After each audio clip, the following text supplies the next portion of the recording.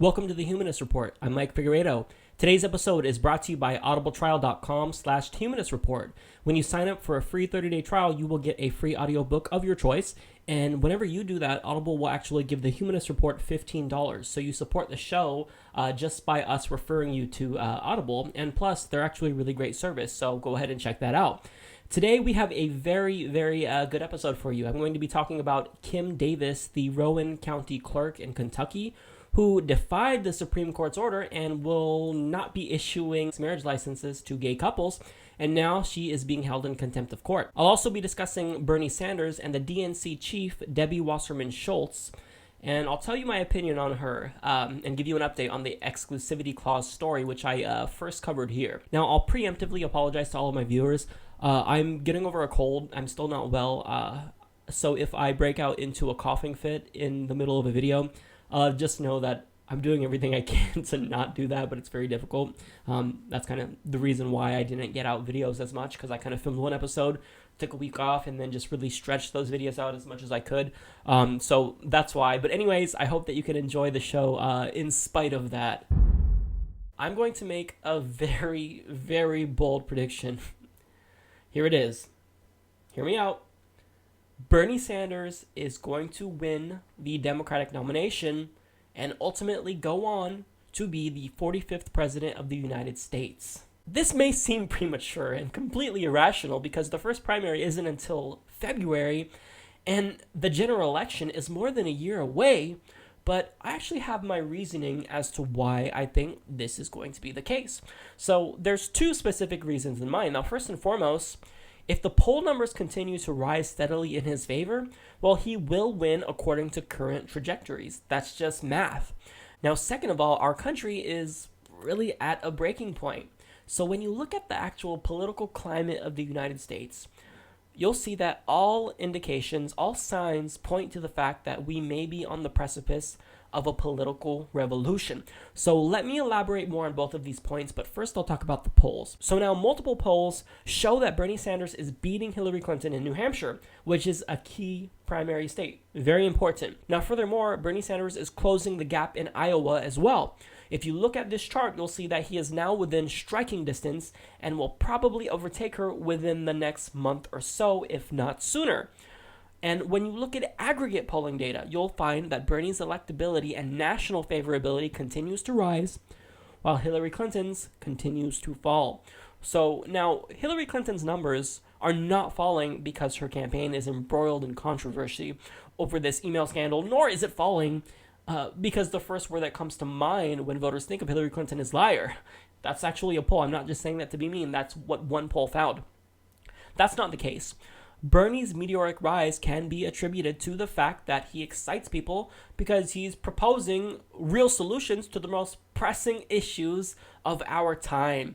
So a new article from the Huffington Post is titled, quote, "Polling Trajectory Shows Bernie Sanders Winning the Democratic Nomination." Now in that article, they state, Senator Bernie Sanders will win the Democratic nomination in 2016 not only because he can type an email without nationwide controversy, but also because he's exhibited a monumental surge in the polls. This ascent within the hearts and minds of Democrats began several months ago and will only continue with greater name recognition. According to HuffPost pollster, Clinton's lead over Sanders among Democrats was an astounding 60.1% to a mere 4.9% on March 2nd, 2015. By August 26, 2015, Bernie Sanders surged all the way to 23.4%, while Clinton fell to 47.1%. America should finally start to notice a political revolution in the making, especially since most Americans still don't know much about Sanders, yet he still continues to rise in the polls. Once he's given the attention he deserves from media and political pundits, Bernie Sanders will become even more popular among voters. Now, I've been saying that all along since I started the Humanist Report. So the Huffington Post, either they watch the Humanist Report or they're just logical. So you can't ignore those numbers. That's the conclusion when it comes to this first point with polling data. Even Nate Silver, the political whiz kid who pretty much predicted the last two presidential elections, well, he predicted that Bernie's surge would end, but he was wrong, and even he admitted that. And I predicted that he was going to be wrong. So against all odds, Against the fact that the media has been trying so hard to stifle his campaign, Bernie Sanders is thriving. So when you look at the data, the probability that Bernie will win is increasing. Now, this doesn't mean there aren't challenges. He's still not polling well among African Americans and Latinos, but once again, he's going to get the national attention that he deserves finally, I think, once the debates start. And I think that that's going to change, and he will poll better among minorities. Now, once Bernie Sanders beats Hillary Clinton, it doesn't matter who you throw at him. Any Republican, Donald Trump, Jeb Bush, he's going to beat him. He's going to beat him. So now getting to the second reason why I think he's going to win. In short, he's the transformative figure that we need. So think about it. Voters have become politically disenfranchised. They're not represented by Congress. Congress just represents corporations and special interests. Our politicians have become so corrupt. Income inequality has pretty much become so bad that it's unsustainable. And little action has been taken to mitigate climate change when we need substantial action. All of this can't continue. We're at a breaking point. If it does, things could get so bad that it could potentially trigger a regime change. Now, that's highly unlikely, but political scientists know that all democracies eventually break down, and the US is not excluded from that harsh fact. But what's more likely is the fact that we're going to have a political revolution, one that's nonviolent, one that happens through a transformative figure such as Bernie Sanders. And this was the case with FDR. So now what's clear is that the same old establishment politics will not work. In 2008, Obama came along and promised to not play politics as usual, but that was a lie, because as we've all seen, he's proven to be a corporatist Democrat. But what happened was that his campaign still galvanized the public because he was the insurgent candidate. And we wanted someone who was not part of the political elite. And the difference between Barack Obama in 2008 and Bernie Sanders in 2015 is that Bernie Sanders actually has his record to count on. He has that track record of being a progressive all the way back to the 1960s. So this is not just someone promising to be progressive and then is going to change their mind in office. It's the fact that Bernie Sanders has a real progressive record to count on. Even the Republicans are fed up, hence the reason why Donald Trump is surging in the polls, because even though he said some ridiculous things, the fact of the matter is that he is an anti-establishment candidate, and he's talking about how our system is broken, how he's purchased politicians himself. So we're all tired of politics as usual, and Bernie Sanders is the person who is purporting to change that and is promising to change that, and that's why he's galvanizing the public and getting so much popularity and rising in the polls, because Hillary Clinton, she's not promising to do any of that, and she's not exciting anybody. So when you take all of these things into consideration, it becomes very, very clear. The conclusion is right in front of us. It's right in our face. Bernie Sanders is going to win the Democratic nomination and become the 45th president of the United States. Hear me now, quote me later. The YouTube channel Bernie Sanders for President had recently compiled a bunch of clips of both Bernie Sanders and Hillary Clinton speaking out about different issues ranging from gay rights to healthcare and even the Iraq War. And it's really insightful because it just proves that Hillary Clinton just keeps getting it wrong, whereas Bernie Sanders has been right all along. Take a look.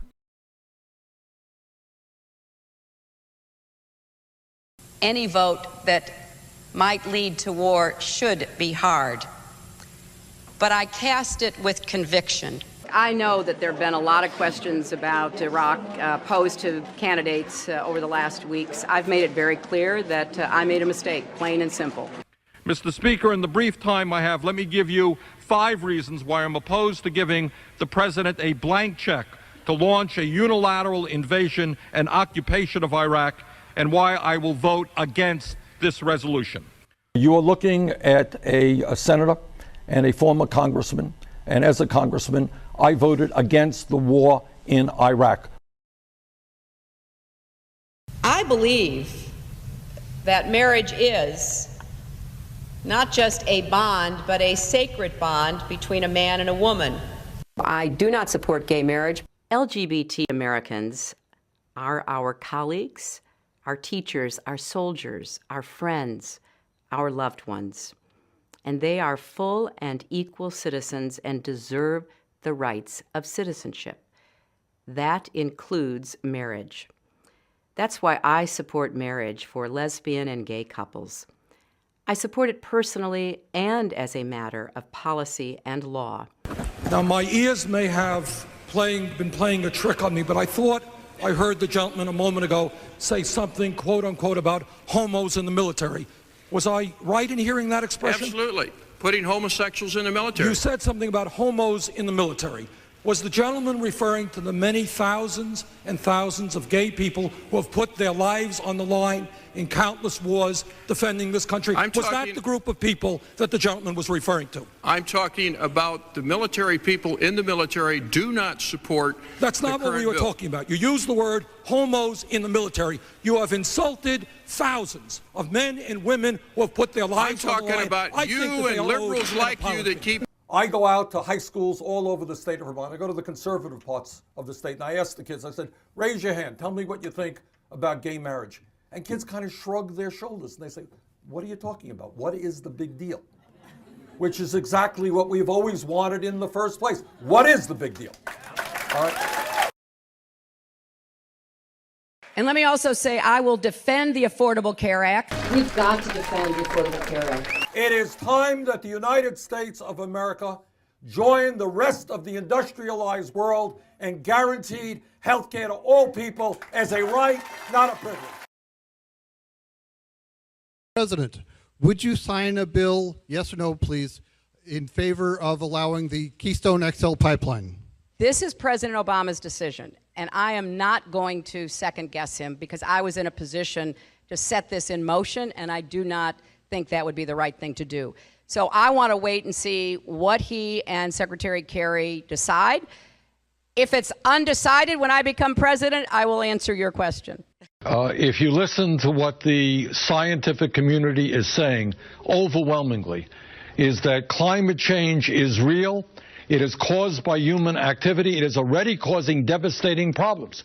So my response to Senator Hoeven is listen to the scientific community. We have got to, as a nation, lead the world in transforming our energy system away from fossil fuel and into energy efficiency and sustainable energy. Frankly, we will look like fools throughout the entire global economy if we are advocating more and more dirty oil at the same time as we're talking about the need to combat global warming. So we have got to defeat this Keystone pipeline. We've got to rally the American people to do it, and we've got to get President Obama to be strong on this issue.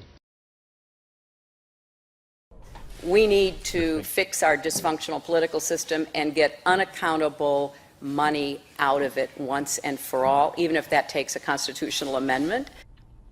And while Mrs. Clinton takes aim at the influence of money, she has not distanced herself from the several super PACs that are backing her, or the cast of wealthy donors who are also supporting her campaign. In terms of the politics of America, as a result of this disastrous Citizens United Supreme Court decision, clearly the billionaires, Koch brothers and others, are owning the political process. They will determine who the candidates are. And let me say this thing.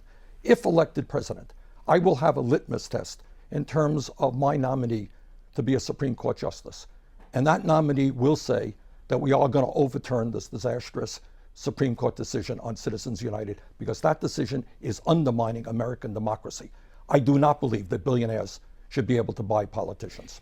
Hillary Clinton says she is going to have a super PAC, says she has to do it. She doesn't like it, but she has to do it to compete. What about that? I understand where she's coming from. I will not have a super PAC. Look, we announced a week and a half ago, Bob, and since that time, we have had 200,000 people go to BernieSanders.com to sign up for the campaign. We've had close to 90,000 contributions. Do you know what the average contribution was? It's about $43, 43 bucks for middle-class working families. So I don't think we're going to outspend Hillary Clinton or Jeb Bush or anybody else. But I think we are going to raise the kinds of money that we need to run a strong and winning campaign. So I think the video is fantastic. It does a phenomenal job at highlighting the differences between both candidates. So now, admittedly, I've gotten a lot of heat from Hillary Clinton supporters because they contend that progressive channels such as the Humanist Report and Secular Talk and the David Pakman Show, well, we're just being too mean to Hillary Clinton. And one Hillary supporter said on Twitter that progressives are being so mean to Hillary Clinton that the Democrats should boycott the national election if Bernie Sanders gets the nomination, just to spite Bernie's supporters. That is complete and utterly irrational. If you're serious about politics, then what should matter to you is the issues, the policy positions of these candidates, not the cult of their personality. So if you think that the Humanist Report and Secular Talk and David Pakman and all these channels are being too tough on Hillary Clinton, well, that's too bad, because politicians are not infallible. You have to be objective. I can actually be objective and critique Bernie Sanders. I can say that I want him to actually take a stance when it comes to recreational marijuana. I can say I wish he would have jumped on the Black Lives Matter platform a lot sooner. I don't know if Hillary Clinton's supporters can do this. I mean, can they say, look, I agree with Hillary Clinton. I like that she's a centrist, because that's a perfectly legitimate position to be on the ideological scale. But how are you not angry at the fact that she can't answer questions about the TPP, about the Keystone XL pipeline? Doesn't that bother you? Don't you think that hurts her chances of winning? I mean, that's the problem, is that Bernie Sanders, he's taken a beating from the media, from other Democrats. So he actually has this constructive criticism that he can work with. Hillary Clinton has seemed like a god. She was the presumptive nominee since probably 2012, when we all realized that Obama was reelected, and now he can't run again, so it's probably going to be Hillary next time. But she's not infallible, and I think that we have to be tough on her because she's a politician, and she's part of the establishment, so because of that, we have to be even extra tough on her. Now, here's why I'm critical of Hillary Clinton, and I'm not being overly critical. I call people out where I think it needs to be done. First and foremost, she doesn't answer questions, as I've already stated. She's only spoken out about a couple of policy proposals that she would implement if she was elected president. She's taking money from Goldman Sachs, the private prison industry. These are very problematic facts. She's not campaigning very well. That's another issue. She rarely holds campaign rallies. She never speaks with the press. You see Bernie Sanders every single week on multiple outlets, State of the Union, Meet the Press, constantly getting his platform out there. But where's Hillary Clinton? She's nowhere. So I don't think she's what the Democrats need to win. There's a reason why the Democrats witnessed the Red Wedding in 2014. It's because they all ran away from Obama and moved to the right, and we're trying to be overly conservative. An example of that is probably Allison Lundergan Grimes. She was talking about how Mitch McConnell doesn't know how to hold a gun, and there was a commercial of her where she was shooting targets. Come on. So they ran away from Obama, they became Republican light, and they got butchered. Well, there's a reason for that. It's because the centrist Democratic position, well, they don't have any policies that excite the base. What Bernie Sanders is doing is exciting the base. So I'm sorry, Hillary supporters, but if you're liberal and you care about liberal issues like you say you do, and you're not just following politics because you think that they are kind of like pseudo-celebrities, well, then you should get behind Bernie Sanders, because he's better than Hillary Clinton on every single liberal issue. You name it. He's better on it. So that is why I am critical of Hillary Clinton. She's just not a good candidate, and Bernie Sanders is a better candidate no matter how you slice it. I mean, on any issue, you name it, he's better on it. So a couple of weeks ago, I am proud to say that I was one of the first progressive outlets, if not the first, to cover the exclusivity clause, which is a DNC rule implemented by Debbie Wasserman Schultz, the DNC chief. And what it does is it bans 2016 Democratic presidential candidates from participating in a debate that is not sanctioned by the DNC. So, for example, if MSNBC wants to hold a debate, well, any candidate who goes to that will then be banned from participating in any other debates that are sanctioned by the DNC. So now the reason why they are doing this, I hypothesized, was that probably they wanted to stifle Bernie Sanders' campaign and preserve Hillary Clinton's, because the DNC chair, Debbie Wasserman Schultz, she was the campaign manager for Hillary Clinton in 2008. So I don't know if she still is a huge avid Hillary Clinton supporter, but clearly she probably can't be objective. So now the DNC has also banned any candidate from participating if they are polling at less than 1%.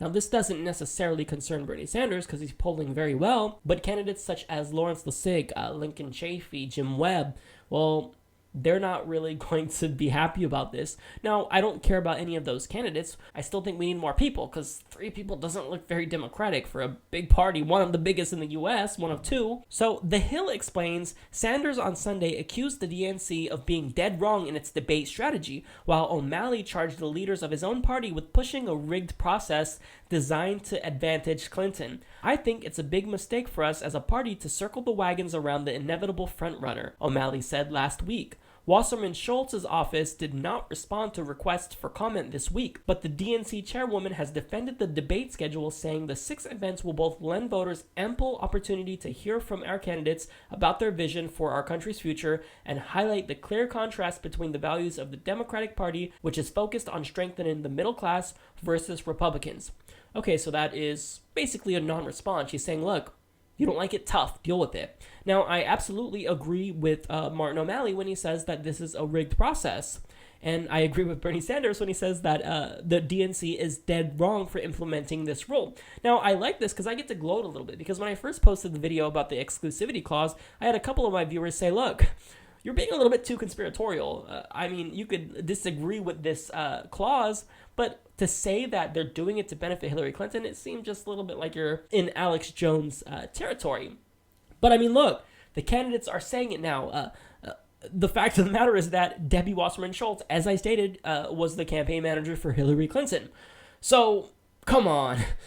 It's very clear that this is probably the case, that it's to rig it for Hillary Clinton. Now, I don't have substantial evidence to actually back up that claim, but I mean, you're stupid if you think that this isn't probably the case. So now, what I did was I told my viewers to tweet and call the DNC, and you guys have done such a good job at doing that. You guys have gone to me on Twitter, you've gone to me on YouTube and Facebook about how you have been constantly calling and tweeting at the DNC, telling them to allow debates. Now, since then, both Martin O'Malley and Bernie Sanders, as I stated, have spoken out against this rigged debate schedule, and even the mainstream media outlets are now covering this topic. So we've achieved a lot of our goals. I mean, if you look at bigger YouTubers such as Secular Talk and the Young Turks, they've even covered this now. So that's what I wanted. I wanted to galvanize Bernie supporters and get them to get the word out. So now, with all of this criticism that Debbie Wasserman Schultz has now received,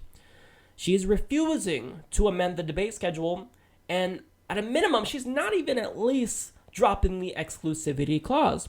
So I think it's time for Debbie Wasserman Schultz to be removed as the chair of the DNC. Look, I didn't want it to actually come to this, but what she's doing is wrong, not just because I think she's probably trying to help Hillary Clinton's campaign, but it's also wrong because she's hurting the entire Democratic Party and their chances in the 2016 national election in the process. So Republicans have already had their first debate. So they've gotten a lot of media attention because of it. So what she's doing is she's ceding a lot of airtime to the Republicans. And you can't do that. Democrats have got to get their message out there, and they've got to be effective at doing so. And debates is one way that can happen. So what Debbie Wasserman Schultz has done, in effect, has allowed members of the Republican presidential lineup to monopolize political discourse and really set the tone for the 2016 election. That's not smart if you want to win. So even if you're a Hillary supporter, you should be calling for the DNC chief to end the exclusivity clause or call for her to be dismissed or fired by Barack Obama altogether. So since Debbie Wasserman Schultz is not going to back down, she's refusing to allow for more debates, we've got to now get her removed. It's the only thing that we can really do as supporters of not just the Democratic presidential candidates, but of democracy, because it's not right. So there is now a whitehouse.gov petition that I'll link to in the description box. Now, it only has 8,000 signatures, but if we can get to 100,000, then the White House will be forced to respond, but we've got to act fast because this is an urgent matter. Time is ticking. Now, we also need to tweet at the Democrats again to tell them to #FireTheChief. So as we are doing this grassroots effort and trying to pressure the DNC to change this stupid exclusivity clause or amend the debate schedule, at the very least, time is ticking and the Republicans are eating up airtime on the mainstream media. But we can't have that. We can't have that. So sorry, but Debbie Wasserman Schultz must be fired in order to not only just help the Democratic Party's chances in 2016, but to actually allow for democracy when it comes to Democratic voters. Donald Trump has now officially signed the Republican loyalty pledge that he will not run as a third-party candidate in the event he does not get the Republican nomination. Now here's his speech. The chairman just left, as you probably know, and he's been extremely fair. The RNC has been absolutely terrific over the last 2-month period. And as you know, that's what I've wanted. I've wanted fairness. I don't have to be treated any differently than anybody else. I just wanted fairness from the Republican Party. We're leading in every single poll. A new poll came out today where we're over 30%. We've actually hit numbers as high as 35 and 40%. And frankly, I felt that the absolute best way to win and to beat the Democrats, and very easily, I think, beat the Democrats, no matter who it may be, whether it's Hillary or anybody else. And I think maybe Hillary's going to have a very hard time, frankly, with what's happening, getting to the starting gate. The best way for the Republicans to win is if I win the nomination and go directly against whoever they happen to put up. And for that reason, I have signed the pledge. Yeah.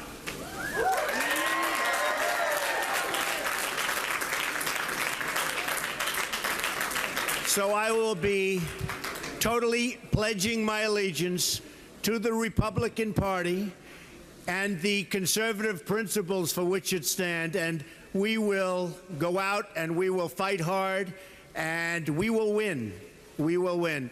And most importantly, we will make our country great again, because that's what it's all about. We have to make our country great again. So now I should note that this isn't actually a legal pledge, but it's still relatively significant. So why is he doing this? If you're a Donald Trump supporter, you're probably questioning why this is the case. Well, the Republican Party, they weren't very kind to him initially, because he came out and, in effect, monopolized conservative talking points and their message overall, and started espousing anti-Mexican and anti-immigrant rhetoric. So the Republican establishment was like, whoa, put the brakes on there, buddy. You don't speak for all of us. And they kind of told their base that he does not represent us. But as they said this, he continued to rise and rise and rise in the polls. And now Trump didn't like the fact that even though he was rising in the polls, he didn't like the fact that the Republican Party didn't take him seriously and didn't want to get behind him. So he threatened to run as a third-party candidate, and what that did was it gave him leverage, so that way they would have to respect him. So it worked. Now, if he were to run as a third-party candidate, it would virtually guarantee that a Republican would not get in the White House in 2016. So what he did was hold the entire party hostage by threatening to run as a third-party candidate. So why would Trump sign this pledge when arguably, as an anti-establishment candidate, he needed that leverage? Well, I think it's because he actually thinks he's going to win. I don't believe that they bought off Donald Trump. I don't think that's possible. He can buy off the entire Republican Party if he wanted to, and he's bankrolling his own presidential campaign. So I really think it's just the case that he really thinks that he can win. And he's not dumb to think that, because if you look at the polls, out of 17 GOP candidates, no matter how you slice it, he is dominating every single poll. If you're polling over 30% in a field with 17 candidates, you're doing very, very well. So now, whether or not Donald Trump will actually win the Republican nomination, I have no idea. But if Republicans want a shot at actually winning the White House in 2016, they probably should not want Trump to get the Republican nominee, because his favorability among Hispanics is at negative 51%. Now, this is unsurprising due to his rhetoric, but you can't win the White House if you don't at least get some support from Hispanics. You just can't. And this is true for both Republicans and Democrats. This isn't my opinion. This is a fact. So the Republican Party, they're not stupid. They know this, which is why they wanted him to sign the Republican pledge in the first place. Because if he signs the pledge, now they don't have to worry about him getting mad and running as a third-party candidate. They can outright condemn him and do some shady things against Donald Trump. So if you're a Trump supporter, you shouldn't be surprised if the RNC pulls out some tricks to try to stifle Donald Trump's campaign, because as we've seen with the DNC, they're trying to preserve Hillary Clinton's campaign by limiting the number of debates that the Democratic candidates are having. So again, if you're a Trump supporter, I wouldn't be surprised if they try to do this to Donald Trump as well. Kim Davis, the Rowan County clerk in Kentucky, is now being held in contempt of court because she defied the Supreme Court and has refused to issue marriage licenses to same-sex couples. Now, here's a brief clip of what happened when a same-sex couple tried to apply for a marriage license. I just want you all to know that we are not issuing marriage license today. Why? Pending in contempt of court. What appeal is left? Pending the appeal in the It's been Sixth denied. Circuit. What's The the appeal appeal in the stay Sixth has Circuit? been denied. Right. The injunction is the order that you're supposed to issue marriage And license. we're not issuing marriage The license Supreme today. Court denied your stay. We are not issuing marriage license today. So Based I would, on what? I would ask you all to Why are you not go ahead issuing and marriage licenses today? Because I'm not. Under Why? whose authority are Whose you not authority? issuing Under licenses? God's authority. So now there's a pending case against her, and she had asked the Supreme Court to issue a stay, but they had refused to intervene. Therefore, with that being said, she has exhausted all of her legal options. She has nothing else left to do but do her job and actually issue the marriage licenses to same-sex couples. Yet, she still refused to do that. So, U.S. District Judge David Bunning ordered her to be held in contempt indefinitely until she agrees to do her job. Now, before all of you conservatives cry about judicial activism, just know that this judge is not a judicial activist. He was actually appointed by George W. Bush and is relatively conservative. Now, here's what Judge Bunning had to say. He says, quote, "Her good faith belief is simply not a viable defense. I myself have genuinely held religious beliefs, but I took an oath." So now, according to Huffington Post, that judge could hold another hearing in about a week or two to see if she is willing to comply with the law. And if not, well, then he doesn't have to release her because she's going to be held in contempt until she actually accepts the fact that she was elected by Kentucky taxpayers and she needs to do her job. So what are the other options here? Well, one, she could step down as a county clerk, but she's refused to do that. Now, another option is that she could potentially be impeached. However, under Kentucky law, that's a very complex process because the Kentucky legislature is actually the one who has to impeach her, and it's a very lengthy process, so that's very unlikely. Now, another option is that the executive branch could file charges against her since she is technically a criminal. But whether or not that's going to happen, it's yet to be seen. So the good news is that since she's been jailed, anyone at the Rowan County Clerk's office that also decides to follow in her footsteps and refuses to issue marriage licenses to same-sex couples will be held in contempt of court as well. Now, the good news is that they're not sticking with her. They're like, sorry, Kim. Bye, Felicia. But we're through with you. We're done with the nonsense. We're just going to go ahead and do it, even though we disagree with it. So finally, this happened. So now let's step back and put this in perspective for a moment. This is what she's fighting against. She's fighting against two adults that love each other. That's what all the commotion's about. See, this is what Christian family values is about in the year 2015, apparently. It means that you discriminate against people who disobey God's laws. Now, as stated in the video that I showed you guys, she's operating under God's authority, right? Well, as you'll see, that's not really the case. So, Kim Davis has been married 4 times.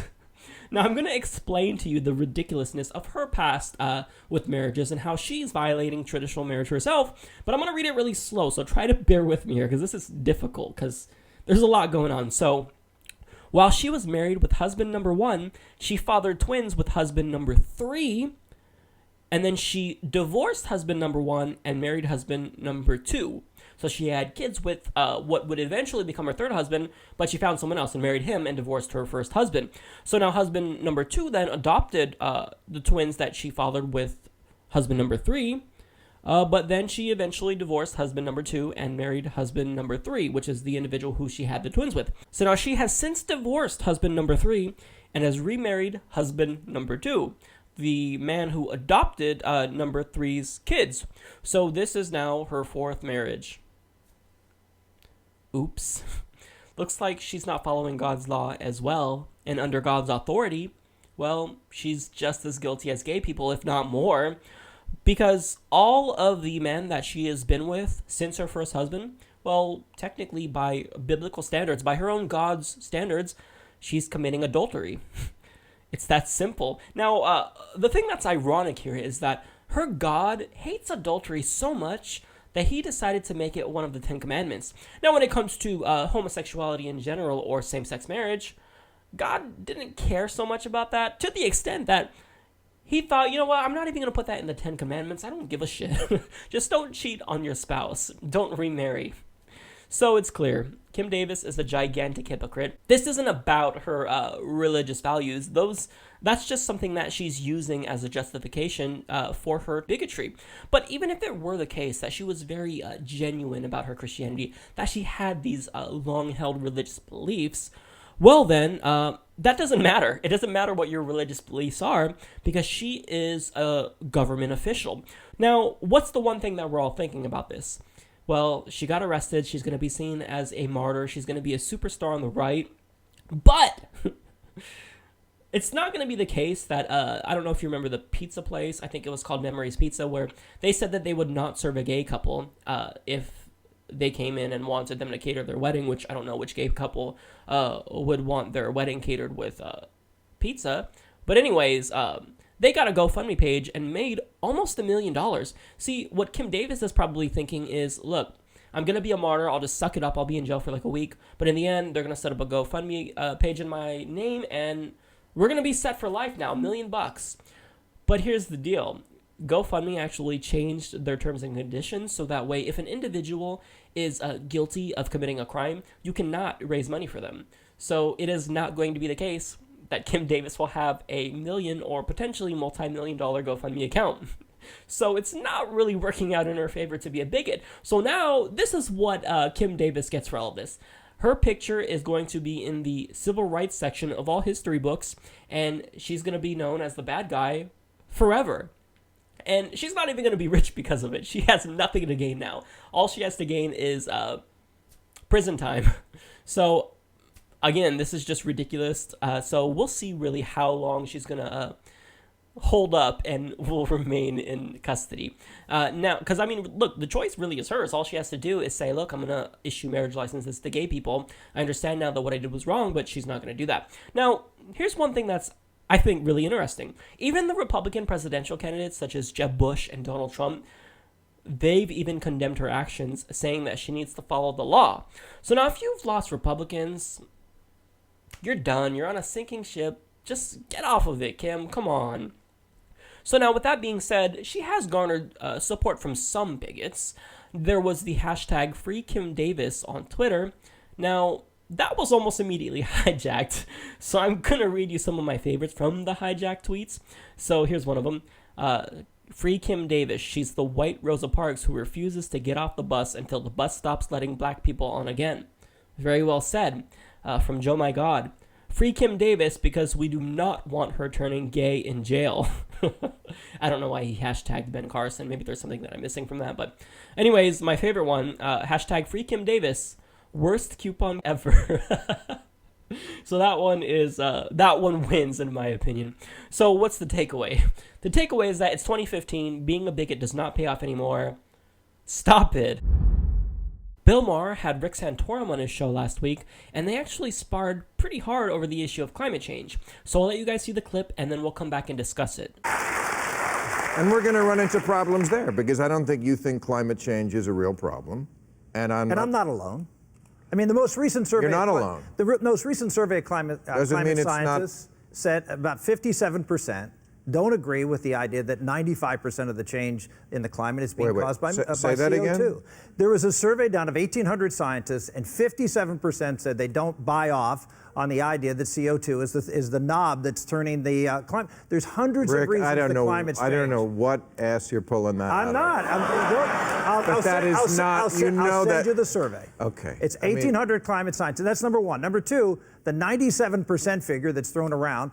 The head of the UN IPC said that number was pulled out of thin air. It was based on a survey of 77, not even 97 scientists responded to that survey. So let's talk about facts. All right, challenge accepted. Let's do that. So when it comes to the study he's referring to, PolitiFact explains, Santorum inaccurately describes the idea that he says 57% of scientists don't agree with. The IPCC has said it is extremely likely, meaning a 95% confidence level, that humans are causing climate change. The IPCC also said it is very likely, meaning a 90% confidence level, that greenhouse gases are the driver. So it's not about whether or not they think climate change is real or not, it's about their confidence level. So now PolitiFact continues. The survey's findings disprove the IPCC's confidence level finding. About 65% of scientists said they agreed that greenhouse gases were the main driver of climate change. Of those scientists, 65.2% reported virtually certain or it was extremely likely that their estimate was correct, corresponding to a 95% or higher confidence level. That means, according to Kummer, about 43%, 65.2% of 65.9% were extremely confident that greenhouse gases were the main driver of climate change. In other words, 57% weren't 95% confident. So in short, the 57% of scientists he's referring to do not reject man-made global warming. Now, don't take my word for it. The actual author came out and talked about Rick Santorum's interpretation of the study. And PolitiFact explains, the survey's lead author, Bart Verhagen, told us first, 22% of climate scientists surveyed didn't actually answer a question as to what extent greenhouse gases were causing climate change. He said it would be more accurate to consider only those who answered the question.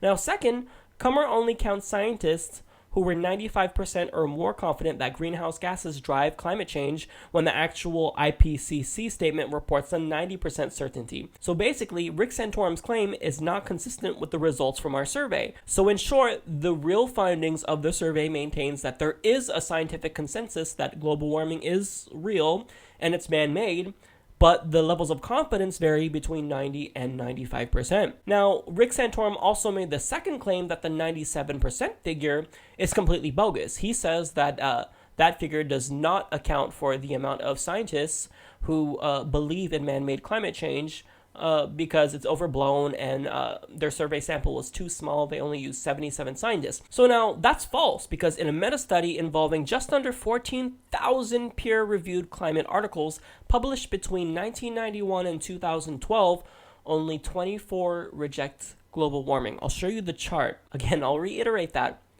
Out of 13,950, only 24 reject global warming. So the conclusion is that Rick Santorum is 100% wrong. He doesn't want to talk about facts. He said he wants to talk about them, but he's lying to you. He wants to manipulate the facts and misinterpret these studies to suit his political agenda. But that's not going to work, because we see right through you. Bill Maher was right to call him out, and I'm really glad that Bill Maher didn't let up, that he really challenged Rick Santorum on this, because it's complete lies. Bill O'Reilly accused Univision's Jorge Ramos of being biased. All right, now, you're an anchor man. How can you possibly cover illegal immigration fairly when you're an activist, when you're a proponent of allowing them amnesty? How can you possibly cover the story? You should excuse yourself from it or recuse yourself from it. Or become like me, a commentator. I'm just a reporter. You're not asking questions. You're an activist. Mr. O'Reilly, I don't think you are the right person to lecture me on advocacy and journalism when you spend most of your program I'm a commentator. That's what I do. Without asking questions. I can be tough with President Barack Obama, and I can be tough with Donald Trump. But most of the time, people can decide for themselves. With Republicans. They can watch your interview with Obama. They can watch my interview with Obama. And I'll tell you what, my interview was 100 times harder. Now, Jorge, Why don't you just become like me, a commentator? You're not a newsman anymore. You're an advocate now. I am simply a reporter asking questions, but sometimes as a reporter, you have to take a stand when it comes to racism, discrimination, corruption, public lies, dictatorships, and human rights. You have to take a stand, and that's the only thing I'm doing. Nobody has ever been in a repertorial range like you have been, and I'm not criticizing you for your stand. I'm saying you're in the wrong job. Be a commentator. Now, I got to tell everybody that what Donald Trump is doing is very dangerous. He's proposing the largest mass deportation in recent history. Jorge, and who is going to challenge him? That's our job as reporters. No, a reporter reports, doesn't give an opinion. A commentator gives an opinion. We report, but we also have to challenge those who are in power. The most important social responsibility of a journalist is to challenge those who are in power. You're doing exactly what I'm doing, man. You just don't have the title. Okay, so Bill O'Reilly is completely wrong. Of course, it's the job of the media to report the news, but they also have to inform viewers. So part of that is calling out factual inaccuracies. So this means that you need to be objective and provide viewers with facts. Bill O'Reilly has never heard of these things called facts and has no idea what they are if you brought it to his attention. So when politicians say things that are factually incorrect, well, it's the job of journalists to call them out. The media is an institution that is a check on government authority. If you don't have a media, you're going to have a very tyrannical government. So that's the job of them. They're supposed to inform voters and viewers. So Jorge Ramos is one of very few real journalists that actually is doing his job. He critiques not just Republicans, but Democrats as well. If you watch his interview with Barack Obama, it was crazy. I mean, he was pretty much calling out President Obama on a plethora of issues, and it was fantastic to watch. That's what you're supposed to do. You're supposed to hold the feet of politicians to the fire. That's why Jorge Ramos is trusted among his viewers. So now when Jorge Ramos told Bill O'Reilly that, I don't think you're the right person to lecture me on advocacy and journalism, that was awesome because it's so true. Fox News is the most brazenly biased network, and Bill O'Reilly has the audacity, really, to lecture Jorge Ramos on his activism when Bill O'Reilly, his whole goal is to spread propaganda and misinformation for the Republican Party. So Bill O'Reilly, you're the biggest activist of them all. You're part of the Republican establishment. You do what the party wants. You receive your talking points directly from the Republican Party. So you have absolutely no place at all to say that Jorge Ramos shouldn't be an activist. Because you are a hypocrite, sir. And it doesn't matter that you're a commentator. You claim to be a news network. You say you're fair and balanced, right? Well, then come on. Hold yourself to the same standard that you want to hold Jorge Ramos to. But Bill O'Reilly doesn't do that because Fox News is not a real news network. They are a propaganda machine. It's not surprising that one study showed that Fox News viewers are less informed than people who don't watch the news at all, because it is riddled with factual inaccuracies and is just propaganda. That's its whole goal. It's propaganda for the Republican Party. So Jorge Ramos is awesome to call out Bill O'Reilly for that. That's all the topics that we have time to cover in this episode. I want to thank all of my viewers for subscribing and supporting the show, and I also want to welcome all of my new subscribers to the channel. We've got big things planned. Also got to send a thank you to my social media manager, Isaac Welde. He's been keeping you guys up to date on a ton of political issues that I don't get to cover on the show on our Facebook page. So if you haven't already, go and like that page.